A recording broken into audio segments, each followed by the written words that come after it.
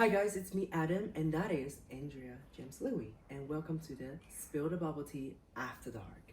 This is a special edition on top of our podcast where we discuss about your feedback and also answer some of your questions. So grab your bubble tea and let's spill them. Cheers! Thanks for that sexy midnight intro, Adam. Loved it. I thought maybe we could start off by sharing some of our podcast analytics, because I'm really nerdy like this. Yeah, I love to see like the numbers and the statistics, and so I'm new on Spotify as a podcaster, so I've got my laptop here, and so within the first 2 days of releasing our podcast, we got over 200 listens, which was super exciting, and I just saw today that we are ranked number 11 on Spotify for arts podcasts. Woo! Woo! Number 11, have your legs up. Your leg up! Both Also, your legs for 11. But 11! Don't I show need to your put feet, down my- okay? If you're gonna show feet, if you're gonna show feet, you have to charge them. Oh, how about, we need to start a secondary channel where we squish bubbles with our feet. Oh my god, no. We have to be a... That's an after dark. No, my friend used to do this with grapes. This is a different episode. Oh. I was just trying to tell you about the it's great. We love here. it. Okay. Yeah, just tell me that, please. Just the number. We put a poll on the podcast, and the question was, what kind of a pole dancer are you? And we had 104 people vote. Yay! So 23% voted that they are money-making pole dancers, so people who do this for a living.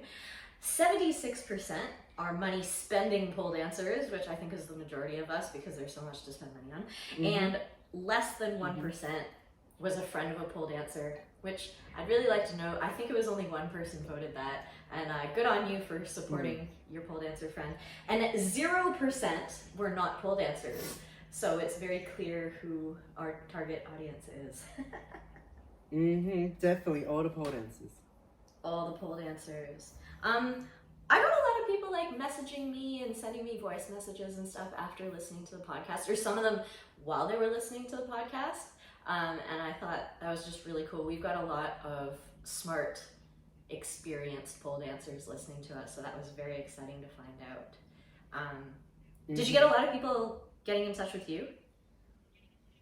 Yes, it's just like, I never expected that. I thought, we just post the podcast and just live a bit. And then, people actually react to it and give us feedback, which is great. A lot of them were saying like, I'm glad that you guys are talking about this. This needs to be talked about, etc., etc. I'm like, I thought people would already be talking about this shit, but no, apparently not. So it's good that we started with that episode about money, because people are struggling.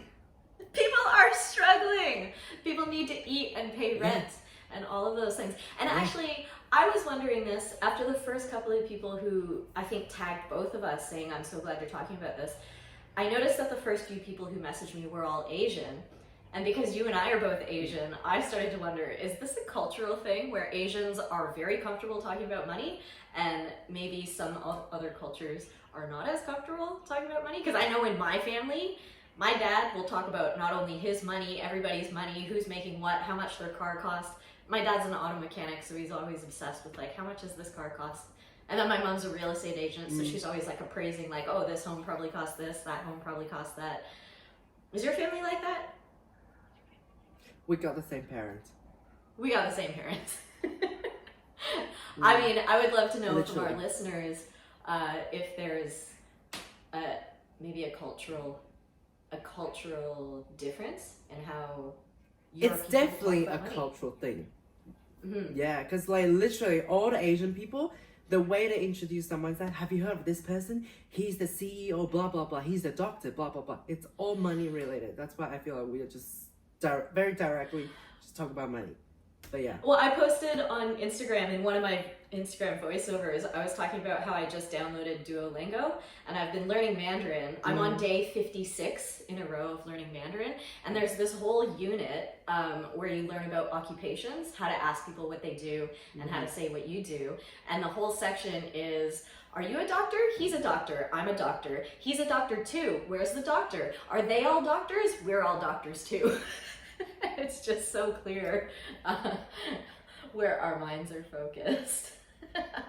Yes, money. Anyway, let's get into the first feedback or question. I don't know what you got there. Tell me. What do I got here?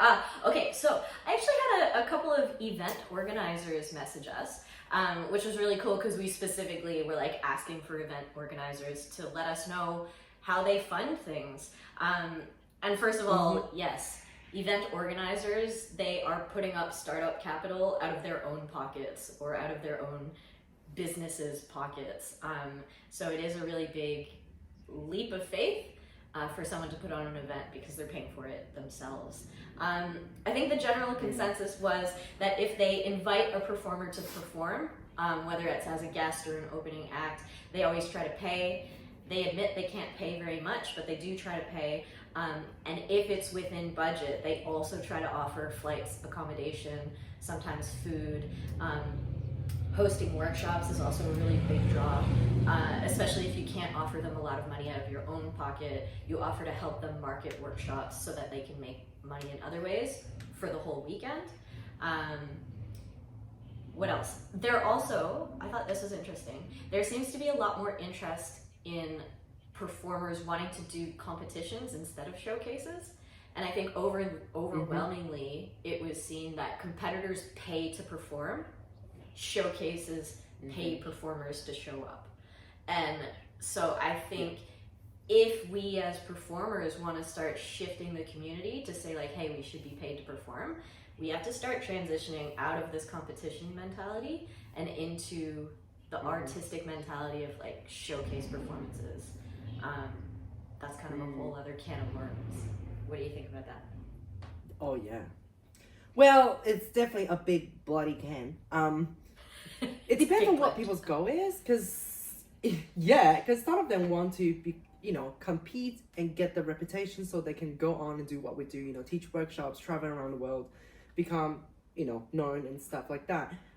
So it really depends. But also, in another note, competition these days doesn't really matter anymore because they have competitions everywhere.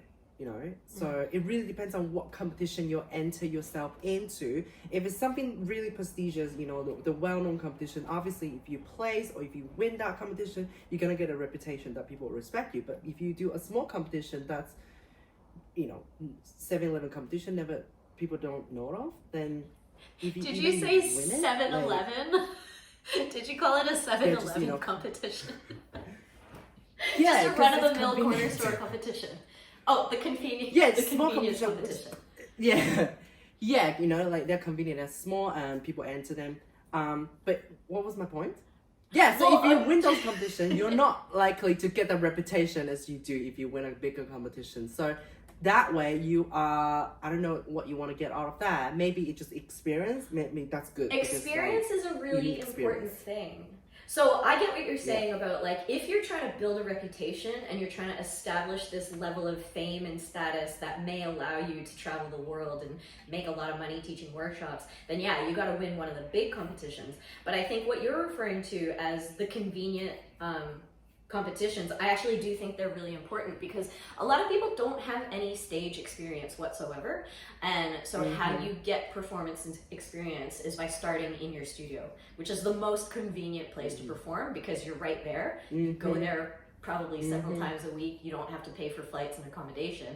So start at the most convenient possible competition and gradually work your way up to bigger state competitions, hopefully eventually national competitions, and work your way up because it doesn't happen quickly. Even for someone like yourself who did start winning competitions and placing in competitions very quickly, you had a lot of experience performing before pole dance. And same with me.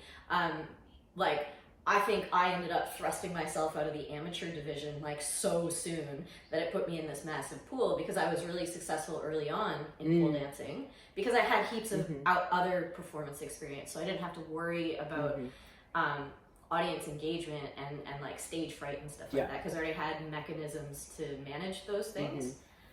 Because you never stop getting stage fright, you just learn how to manage it. without falling Yeah, off the stage. exactly.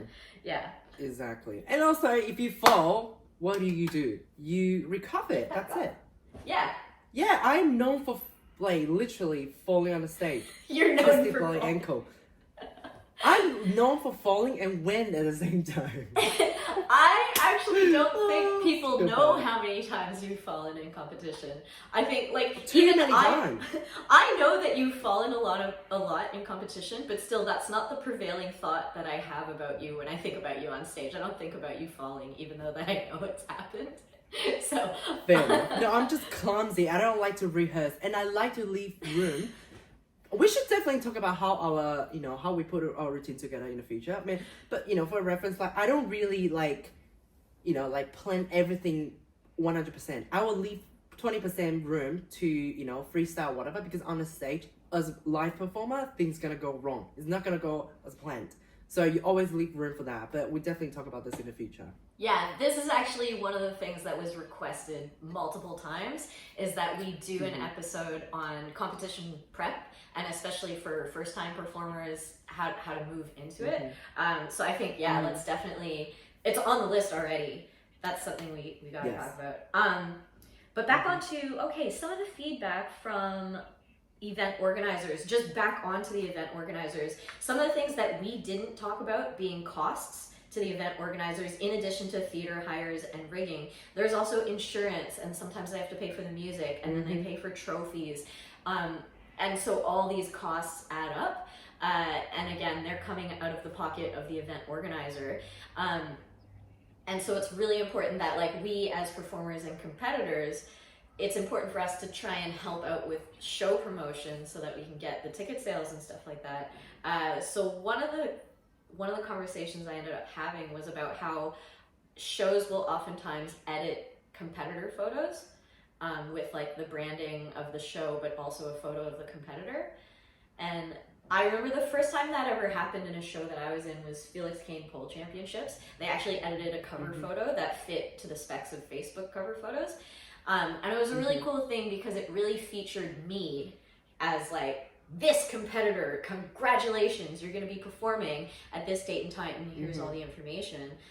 But I feel like back then they were really specifically photoshopped well, and now they're kind of just being churned out on Canva because there's no time for anyone to put that care into it. And so sometimes I know me as a competitor, sometimes I've used the same Tetris photo of me in like the last 6 competitions, and so I don't feel a lot of pride in resharing them. But I think it's really important to realize that that's effort and time and sometimes money that the event organizers are putting in, and we have to remember to reciprocate and contribute to the ticket sales. Otherwise, we won't have these opportunities. True.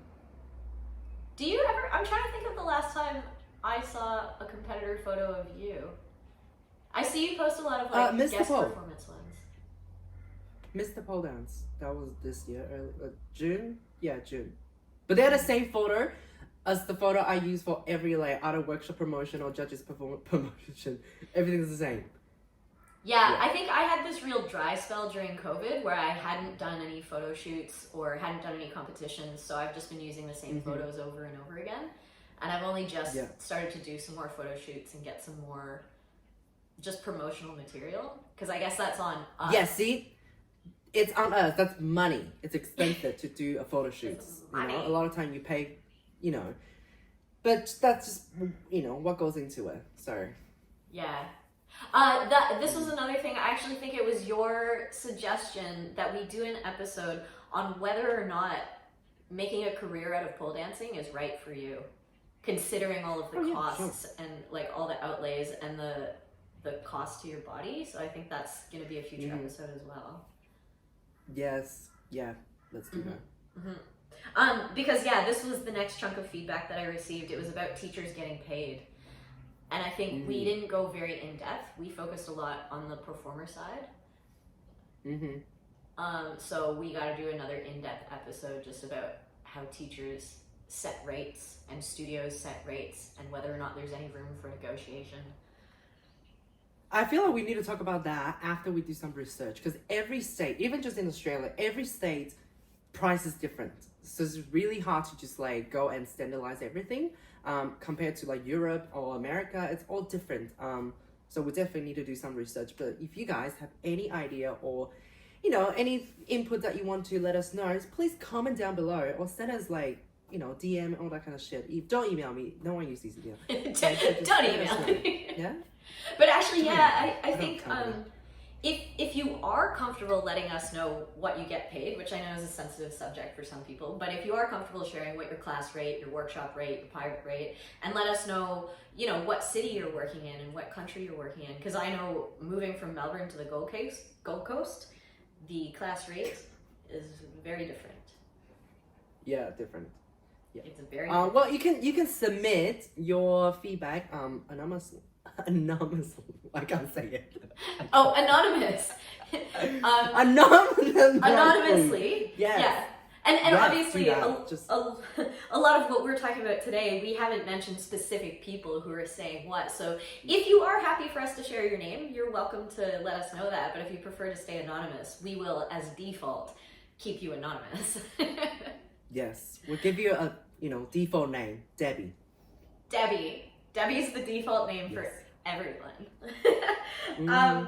Because actually, yeah, when we were talking about the varying workshop rates, and just like how pole celebrities can get away with charging more, whereas some people who are really amazing teachers don't necessarily get to charge or even negotiate what they might actually be worth. One of my students told me that they were on one of the overseas pole retreats, like one of the very like tropical, hot, beautiful, beachy pole retreats, and there was one instructor who was charging $180 Australian for a 50-minute group workshop.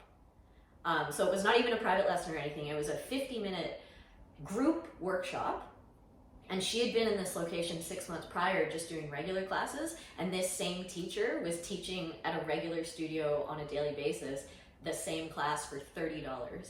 So it kind of makes you realize like, oh, there's a huge markup if you're like in certain events, if you're a part of certain retreats or whatever. That's crazy. That's pretty crazy. Interesting. People are interesting. Actually, one thing that I would love to know from people is, what is the most you've ever paid for a workshop? And what is the most you ever would pay for a workshop? And with whom? I want to know who are the people. Please don't say anything about me. Don't say anything about me. Why wouldn't you say anything about Adam? I would pay a lot for Adam, so I've trained with Adam. I've trained with Adam casually as well as within a proper workshop, and he's effing wild. He's worth it. He's good times. Oh, thank you. I just like everyone to have good time and good energy. And a lot of time, like, I give you everything, that after the class, I will sit in the corner facing the wall for like 15 minutes. I'm like, I need to recover from what I just did, Yeah. But yes, I gave you everything, so. And then he'll sleep till 3 p.m. the next day because he gave everything away. He needs to regenerate. Literally, like I'm like all about energy, so I give you all my energy. I need like 24 hours to recharge.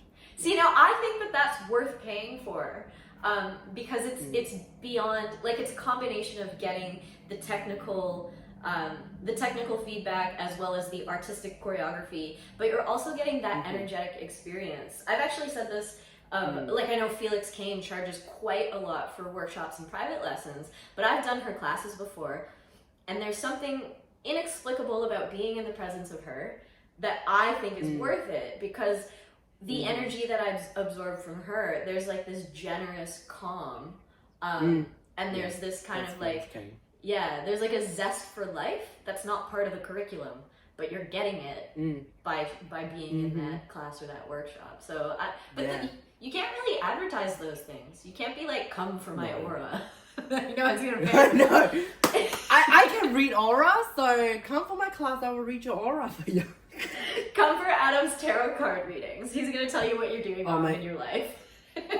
Dude, like, I'll be so tired doing that, but yes. Like that time I asked you if I should continue living on the Gold Coast, and the card that you flipped was the ghost. And you didn't even say anything. Oh, yeah. Like, oh, the Ghost Coast. Ghost the Coast. Ghost Coast. Gold Ghost. Yeah. I was like, oh, that's my reading. Did I ever say that? You did. Really? Did I say that? You were laughing hysterically. Really That was the whole reading. Let me do one for you right now. You're going to do this right What now. are you just... Okay. Yes. One for I'm Andrew. nervous. Death! Did you really just draw the death card on me? Death card. Well, death is good. Death means like new beginning, changes. The old you died. The old past has, died. So What if I like the new's old coming. me? Well, we don't. So just embrace that. Let it go. Embrace that. No, like it's October right now, everybody. October is a new year. I just did a reading with this psychic, but anyway, new beginning is in October. So death card is great. I love death card. Anyway, move on. We only have 20 minutes. It's been 30 minutes already. Move on. Okay. Well, we talked about teachers getting paid. Oh, one thing really quickly, because again, this is going to be a future episode. We got some feedback from the stripper community, again, about how they get paid, whether or not there's freedom to negotiate rates, how the club interacts with the dancers and how they take cuts from the dancers and stuff like that.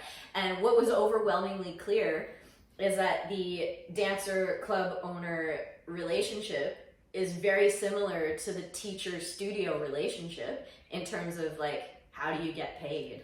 And one of my favorite things that one person said was, assume that every performance is paid. Always send your rates up front. I love that.